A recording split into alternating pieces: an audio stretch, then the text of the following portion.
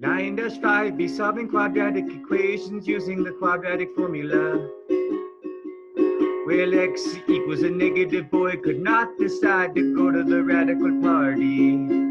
Cause the boy was square, but he missed out on 4 awesome chicks and the party was over at 2 a.m. Oh man, I remember those good old days. I used to play really bad ukulele songs for you all, but now I miss doing that. I miss it. So I decided to do that right now on this video, and I hope that it kind of annoyed you because it just makes me remember the good old days. Okay, let's do this. 9-5B. I'm ready. Are you? Solving quadratic equations. Whoa. Quadratic equations using the quadratic formula. We derived the quadratic formula. Today, we're going to focus on how can I use the quadratic formula? I just thought of this. I could write in the essential question beforehand, and then you don't have to watch me struggle with using the pen. Not that this looks very good. I mean, is that a C or is that a backwards J? Anyways, let's move on. Let's move on before it starts getting weirder, bro. Concept, quadratic formula.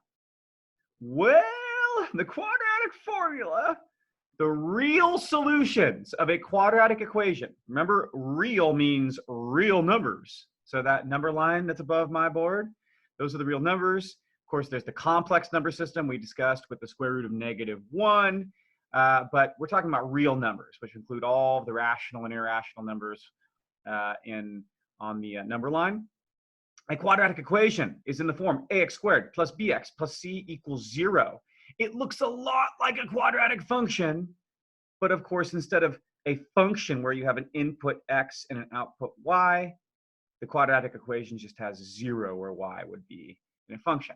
If you have this equation, you can solve for x. You can figure out the value of x given any a, b, or c using the quadratic formula. But there are a couple important points here. First of all, a cannot equal 0. Come on, you know why. Why can't it be? Why can't it be 0? Because if it were, first of all, you'd be dividing by 0, which rips a hole in the space-time continuum. So we can't divide by 0.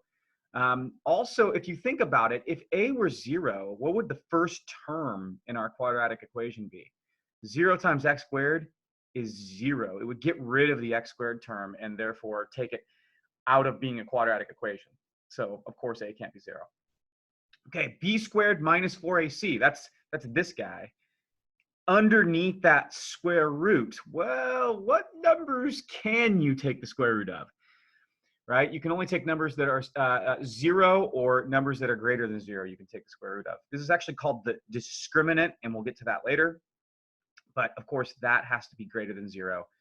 Otherwise, there won't be any real number solutions here.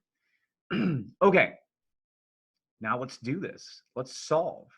2x squared minus 5x plus 3 equals 0. Is that a quadratic equation? And the answer is yes, sir, it is. We could use the quadratic formula. Before we do, though, let's try solving using the zero product property. Let's try turning this left side into factors equals 0 and then using the zero product property. So all I have to do is factor this, right? Well, in order to factor this, you'd have to factor out the 2, and then you'd get 2 times the quantity x squared minus 2.5x plus 3 halves equals 0. Cool. Now we just go ahead and we use the x method. Can everybody see this is going to be a huge pain? The addic is going to be 3 halves, or 1.5, and the basement's going to be negative 2.5. You can maybe figure this out. That's supposed to be a 5. Oh, there it is. That's the 5. You could maybe figure this out, but it's going to be a pain. There's decimals and fractions and blah, blah, blah, blah. So we're not going to do it like that. I'm going to go ahead and quarantine this. Oh, bad joke. Okay, so I'm going to quarantine that one and go on to using the quadratic formula. And so let's see. Here's how this works. First, let's identify our a, our b, and our c. So to use the quadratic formula, a is equal to 2, right? B is equal to -5. those signs matter. And C, that C is just a little too close to the semicolon, sir. C is equal to 3, positive 3. That's a C. Yeah, whatever. Okay, let's use the quadratic formula. Okay, so to figure out what x is, we go x equals negative b. Well, if b is negative 5, negative b is 5. Plus or minus the square root of b squared. Well, b squared is negative 5 quantity squared, which is 25, minus 4 times, and I'm going to use AC, you know, this whole missing out on 4 awesome chicks thing. This is 2 times 3. Okay, and then all of that's over 2 times a. 2 times 2 is 4. Okay, so I've substituted the values in. I could have like shown you like in parentheses like every single thing, like b squared and everything else. But I know most of you are going to do it this way, and so just write out what a, b, and c are and really go through it, and then check to make sure you did it right. Negative b, yep, that's positive 5, plus or minus the square root of b squared. Quantity negative 5 squared is 25, minus 4 times a times c, all over 2a. Yep, that looks good. So there are a bunch of different ways that you can do this from here on out.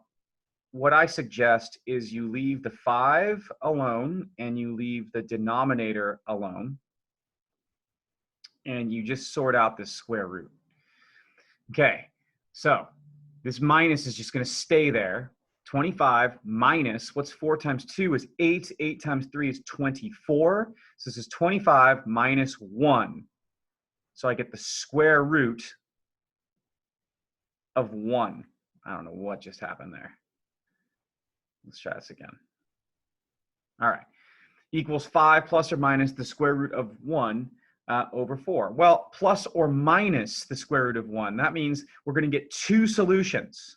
We're going to get x equals 5 plus, well, the square root of 1 is 1 over 4, which is 6 over 4, which is 3/2. And we're going to get x equals, because remember there's an x here, negative square root of 1. So that's minus 1. 5 minus 1 over 4, which is 4 over 4, which is equal to 1. So we actually have the solutions. X equals 3/2 and x equals 1. And this is messy. Please show your work better than I've done it here. This is awful.